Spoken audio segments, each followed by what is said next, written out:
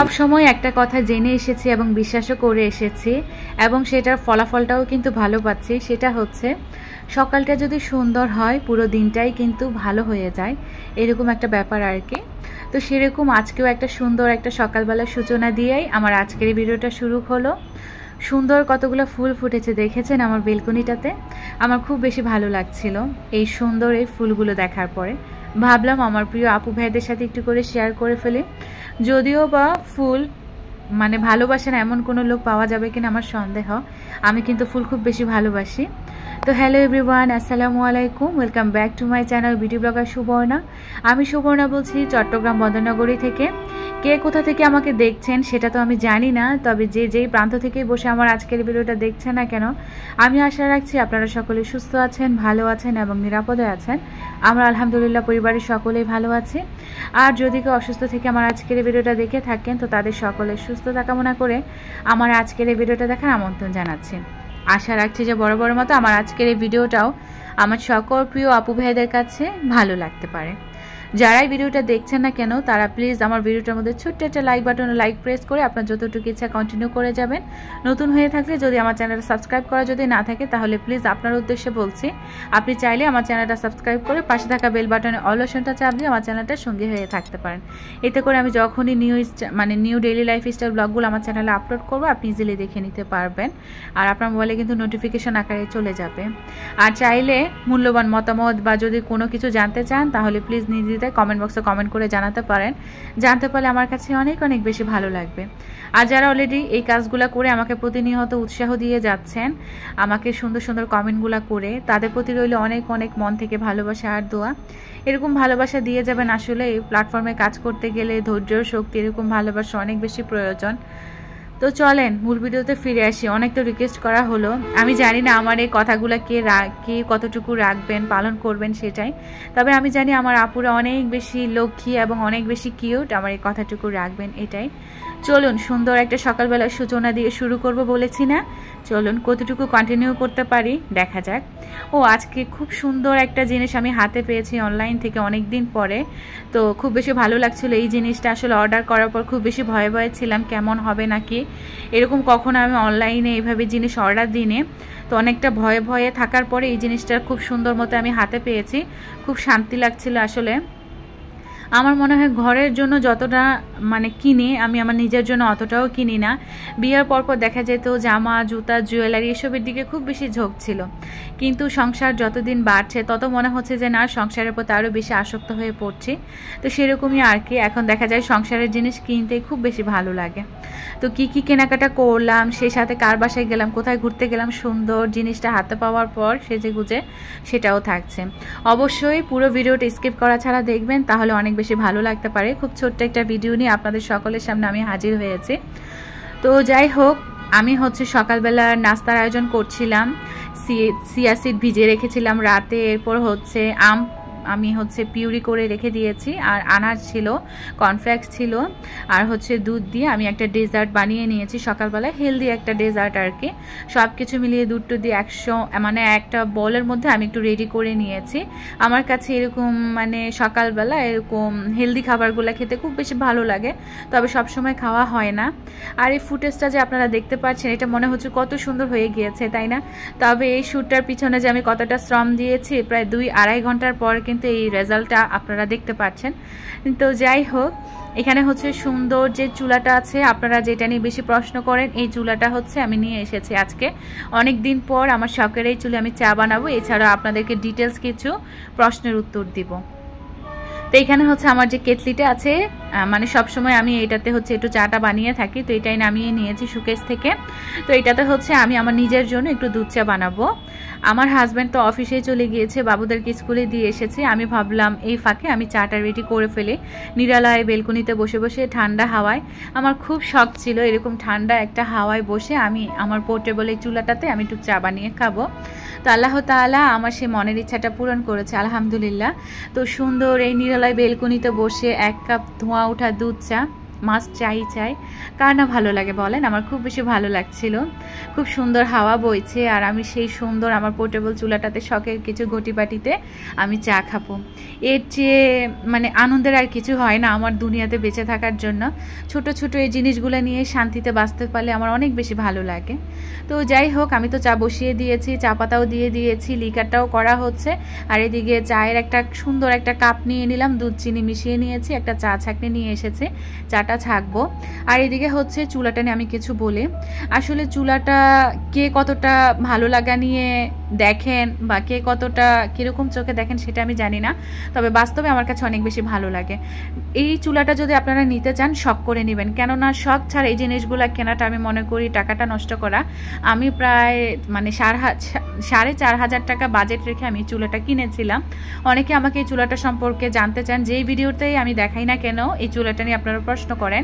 তো আজকে ভাবলাম যেহেতু এই চুলাটা দেখাচ্ছি, এই চুলাটা নিয়ে আমি কিছু প্রসঙ্গ বা কিছু কথা বলি আপনাদের সাথে, যারা সবসময় আমাকে এই চুলাটা নিয়ে বলতে চান আর কি, যে আপু এই চুলাটা কেমন, সার্ভিস কেমন দেয়। তো পোর্টেবল চুলাগুলো হচ্ছে আপনি যখনই কোনো ট্যুরে যাবেন তখন একদম অনায়াসে আপনি যে একটা ব্রিফকেস দেয় ওটাতে করে আপনি ক্যারি করতে পারবেন। এটা একটা সহজ সমাধান। অনেক সময় দেখা যায় আমরা ঘুরতে যাই বা ট্রাভেলিং করতে যাই, চা কফি বা কোনো কিছু খেতে ইচ্ছা করে, একটা যে গ্যাস ক্যান আছে ওটা যদি থাকে তাহলে আপনি এই চুলাটার মধ্যে লাগিয়ে খুব সুন্দর করে যে কোনো কিছু করে খেতে পারবেন।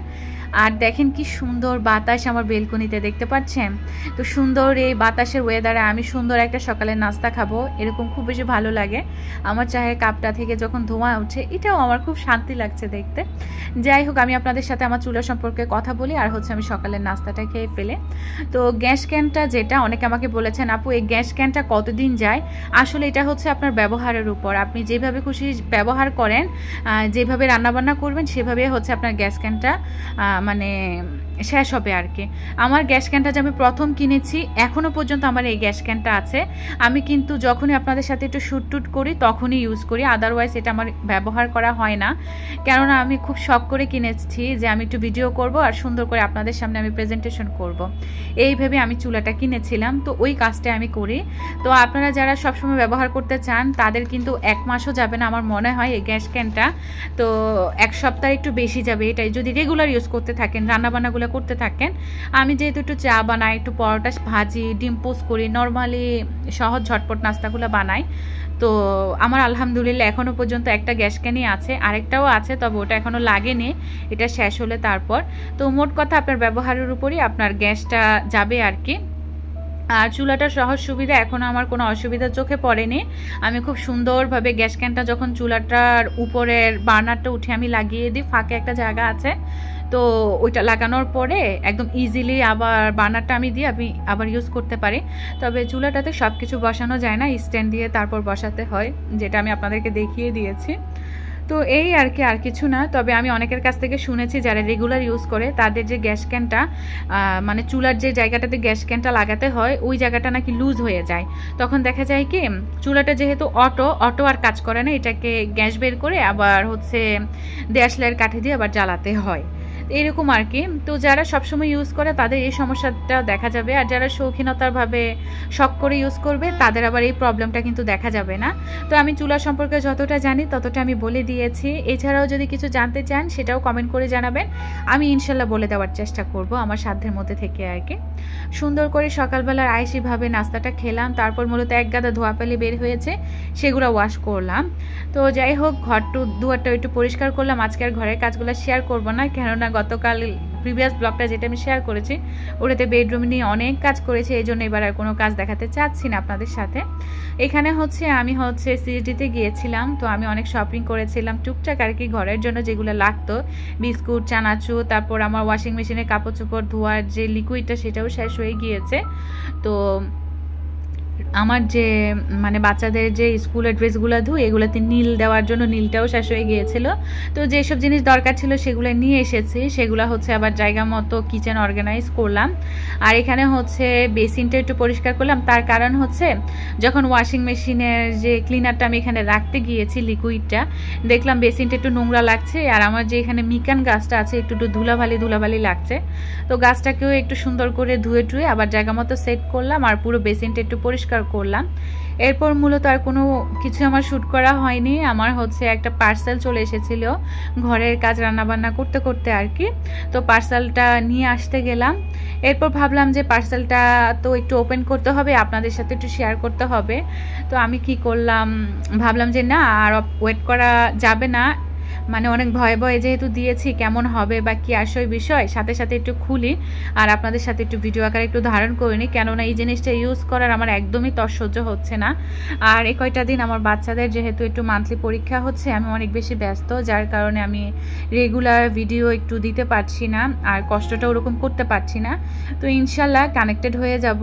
আমার ভিডিওর ভিউটাও অনেক ডাউন হয়ে গিয়েছে, আসলে কষ্ট করে ভিডিও করি তো দেখা যায় ভিউ ডাউন হলে খুব বেশি খারাপ লাগে। তো একটু ভালোবাসা দিবেন, আপনাদের কাছ থেকে এটাই চাই। তো যাই হোক, সুন্দর একটা জিনিস, সুন্দর একটা পরিবেশে যখন ভিডিও করি খুব বেশি শান্তি লাগে আসলে দেখতে। তো যাই হোক, কি কি কেনাকাটা করলাম সেটা একটু শেয়ার করি। সুন্দর একটা জিনিস অনলাইনে হচ্ছে আমি বানাতে দিয়েছিলাম মিয়ামি একটা শপ, এই পেজটা থেকে। এই পেজের আপুটা যখন এই গাউন হিজাবগুলো পরে আসে আমার এত লোভ লাগে। তো আমার আসলে একটা বোরকারও প্রয়োজন ছিল। তো অনলাইনে কিন্তু প্রচুর ভাইরাল এই গাউনগুলা এবং হিজাবগুলা, চেক প্রিন্টের বলেন, তারপর হচ্ছে একটু লাভ টাইপের, টিউলিপ টাইপের, প্রচুর ভাইরাল। যারা অনলাইন সম্পর্কে ধারণা রাখেন তারা খুব ভালো করেই জানেন এই জিনিসগুলো কি পরিমাণ ট্রেন্ডিংয়ে আছে। তো এখানে হচ্ছে একটা গাউন অর্ডার দিয়েছিলাম আমায় হচ্ছে মাপটাপ দিয়ে। তো খুব বেশি ভয় ছিলাম আসলে যে অনলাইনে প্রথম মেজারমেন্ট দিয়ে আমি কিছু দিচ্ছি, হাতে কি ঠিক মতো পাবো, গায়ে কি হবে না হবে না এই ভেবে। তো আলহামদুলিল্লাহ ঠিকই হয়েছে, আমার বোরকা সাইজে আমি দিয়েছি। আর একটু মেজারমেন্টগুলো আমি টেইলার্স থেকে একটু মাপিয়ে নিয়ে তারপর দিয়েছি। তবে যে হাতাটা আমি দিয়েছি এই হাতাটা হচ্ছে নর্মালি আমার বোরকার মাপে দিয়েছি, তবে যেহেতু এটা কুচি পড়েছে এটা নাকি আরেকটু বড় দিতে হয়, মানে আমার পুরো হাতায় হয়নি। তো যাই হোক, প্রথম বানিয়েছি যেহেতু একটু ভুল টুল তো হবেই, নেক্সট টাইম যখন আবার বানাতে দিব তখন একদম বুঝে শুনে ওইভাবে বানাতে দিব। তো একটু ঢিলা ঢালা করেই দিয়েছি। আর একটা হিজাব দিয়েছি গাউনটা বা বোরকাটার সাথে আমি ম্যাচিং করে। তো লাভ লাভের মধ্যে সাদার এই হিজাবটা আমার এত বেশি পছন্দ হয়েছে, সাথে নিকাবও নিয়েছি। আমি হচ্ছে ইদানিং একটু পর্দা করছি, খুব বেশি ভালো লাগছে আসলে এইভাবে চলাফেরা করতে আমার। তো কেমন হয়েছে আমার এই গাউন প্লাস হিজাব নিকাব যাই বলেন না কেন আপনারা, বোরকা যেটাই বলুন আর কি। তো মানে ট্রেন্ডিং এই জিনিসটা হাতে পাওয়ার পর সত্যি কথা বলতে খুব বেশি ভালো লাগছিল নিজের কাছে, আর সেই সাথে আপনাদের সাথে শেয়ার করতে পেরে আমার কাছে বেশ ভালো লাগছে। তো জানাবেন কেমন হয়েছে এই জিনিসটা। পরিয়ে নিয়েছিলাম, তবে বেশ তাড়াহুড়া ছিল, তো একটু ঘুরতে যাব, মায়ের বাসায় যাব। তো গাড়িতে বসে গিয়েছি, এখন হচ্ছে আমি আমার মায়ের বাসায় যাব। তো মায়ের বাসায় যেদিন গিয়েছি সেদিন আর ক্যামেরা অন করা হয়নি, খুব বেশি টায়ার্ড হয়ে গিয়েছিলাম। ঘরের কাজকর্ম সব কিছু শেষ করে আমার হাজব্যান্ডের জন্য রান্নাবান্না করে গুছিয়ে দিয়ে আমি হচ্ছে মায়ের বাসায় চলে গিয়েছিলাম 2 দিন থাকবো বলে। তো অফিসের গাড়িতেই রওনা দিয়ে দিয়েছিলাম মায়ের বাসায়। মানে থাকার পরে বিকালবেলা হচ্ছে আমার প্রিয় লুনা ভাবির বাসায় এসেছি আমি। আপনারা কম বেশি চিনেন লুনা ভাবিকে। লুনা ভাবির পার্শ্ববর্তী মানে ফ্ল্যাটে হচ্ছে আমি ছিলাম প্রায় 3.5 বছরের মতো।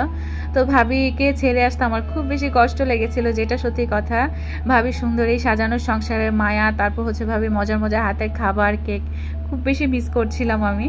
তো অনেকদিন পর ভাবির বাসায় গিয়ে আমার এত বেশি ভালো লাগছিল, ভাবির সাথে খুব সুন্দর একটা টাইম স্পেন্ড করেছিলাম আমি। আর ভাবি তো খুব সুন্দর করে তার ঘরটাকে সাজিয়েছে, যেটা দেখতে পেরে আরও ভীষণ ভালো লাগছে। তো ভাবলাম ভাবির বাসাটা একটু ভিডিও করে আপনাদের সাথে শেয়ার করি। আপনারা চাইলে ভাবির ইউটিউব চ্যানেলটাও ঘুরে আসতে পারেন, যারা চিনেন না, অনেকেই চিনেন। তো ভাবির কথা বললেই আমার হচ্ছে এমএন ব্লগের নাসরিন আপুর কথা মনে পড়ে। নাসরিন আপু আমাদের বন্ডিংটা নিয়ে খুব বেশি প্রশংসা করেন। আমি যখন এই বাসা ছেড়ে চলে গিয়েছিলাম, নাসরিন আপু কিন্তু কমেন্ট করেছিল যে আমরা দুজন মানে আলাদা হয়ে যাওয়ার পরে আপুর নাকি খুব বেশি কষ্ট লাগছিল। তো আপুর কথাই বারবার মনে পড়ছিল, আর ভাবির সাথে বারবার গল্প করছিলাম এগুলো নিয়ে আর কি। আর ভাবি এত সুন্দর করে বাসাটা গুছিয়েছে, আসলে অনেকটা বছর আমি এই জায়গায় ছিলাম, আমার অনেক কিছু দেখে স্মৃতিগুলো, পুরানো স্মৃতিগুলো মনে পড়ে গিয়েছিল। আমার ইচ্ছেই করছিল না আমি চলে আসি এই বাসা থেকে। মানে সবাই চিনে, সবার সাথে আড্ডা, কথা বলছিলাম, পুরানো স্মৃতিগুলা মানে সব ভেসে উঠছিল, খুব বেশি আসলে মন খারাপ হচ্ছিল তখন। তো যাই হোক, আসলে এখন তো বর্তমান যেটা, এটাকে নিয়ে আমাকে বেঁচে থাকতে হবে। তো ভাবি এখানে হচ্ছে বাগানবিলাস গাছে বাগানবিলাস ধরেছিল। আমি আবার ভাবি থেকে পারমিশন নিয়ে বাগানবিলাসের একটু ঢাল ছিঁড়ে আমি ভাবিকে দিচ্ছিলাম, ভালোবাসা প্রকাশ করছিলাম। আমরা দুজন যখন একসাথে কত গল্প আড্ডা করি তার কোনো হিসাব নাই। খুব সুন্দর সময় কাটিয়েছিলাম। আর ভাবির হাতের মজার সব নাস্তা আর 1 কাপ ধোঁয়া ওটা পছন্দের একটা কাপের চা খাওয়ার পর খুব বেশি শান্তি লাগছিল। সুন্দর একটা সময়ও কাটিয়েছিলাম আর কি। তো চা খেতে খেতে আজকের ভিডিওটা থেকে বিদায় নিচ্ছি। সবাই ভালো থাকবেন, সুস্থ থাকবেন। আল্লাহ হাফেজ, আসসালামু আলাইকুম।